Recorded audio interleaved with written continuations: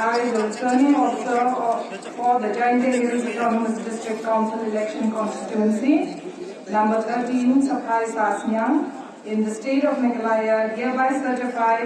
that on 24th day of February 2025, I declare Shri Rikut Parein of Indian National Congress to have been duly elected from said constituency to be a member of the Joint Hills Autonomous District Council, and that in token thereof I have granted him this certificate of election.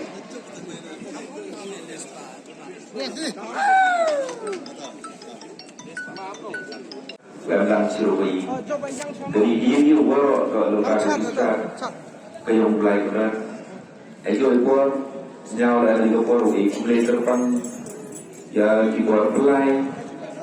ya dari election MDC sa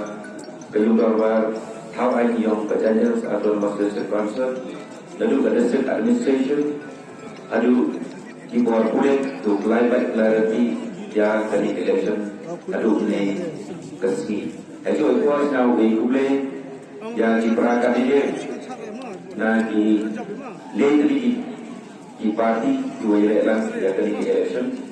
dua gerbang tu now kumule ya di longsong woro yoga khate Saphai Sahsniang Constituency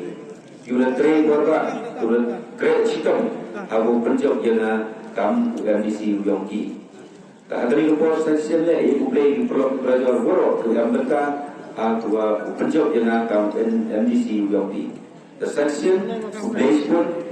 ya woro lang Wyrta dari election eu mulai dengan dalam ceruk kumule siapa